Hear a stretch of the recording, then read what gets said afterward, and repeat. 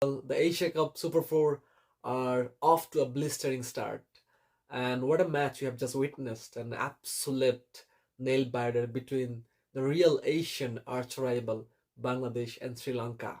After the group stage matches, a great victory for the Bengal Tigers to kick off their Super 4 journey.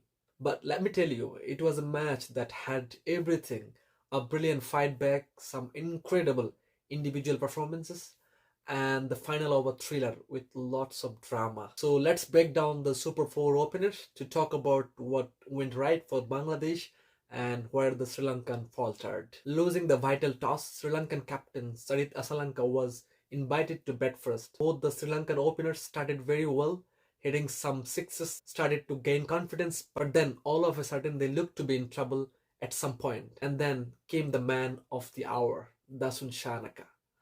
It was all about the Shanaka show later on of Sri Lankan innings after their top order and the middle order sort of were in collapse. Shanaka, he is also the former captain of Sri Lanka, came to bat in a very difficult time when they were losing wickets in irregular intervals. But guess what? He totally took the show to a different spotlight, smashing a 64 of just 37 balls, and he remained unbeaten in the end, sending the ball over the boundary for 6 times with some massive sixes, which were very, very entertaining for the crowds in the stands. His hitting was simply masterclass with power and calculative aggressions. And that's the big reason why Sri Lanka eventually got to a competitive total of 168.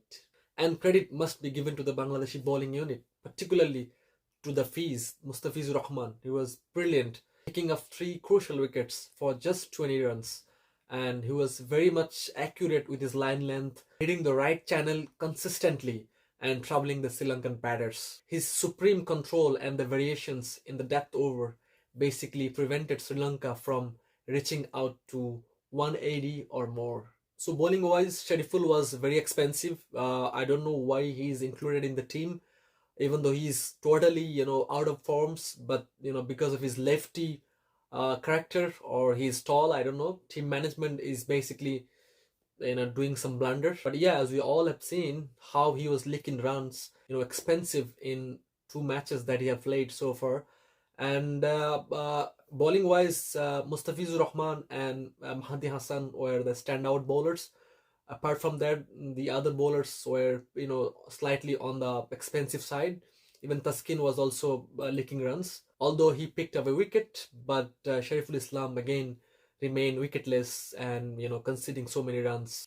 Now talking about Bangladesh chase, they had a target of 169, but they were in trouble right from the word go, losing their opener Tanzid Hassan, who was clueless against Nuan Thusara. I actually made a video that Bangladeshi batters are struggling big time with this particular bowler. I don't know what are the job of our analysts and our coaches, what they're actually doing in their practice sessions or in a team meeting, why they're still struggling with a particular bowler who is not even furious or a sheer pace or something like that. His normal speed is between 125 to 130. Unfortunately, our batters are struggling big times against him. And that is exactly what happened today once again. Tanzid Hassan in the very first over came down the wicket against Tushara, and eventually losing his wicket.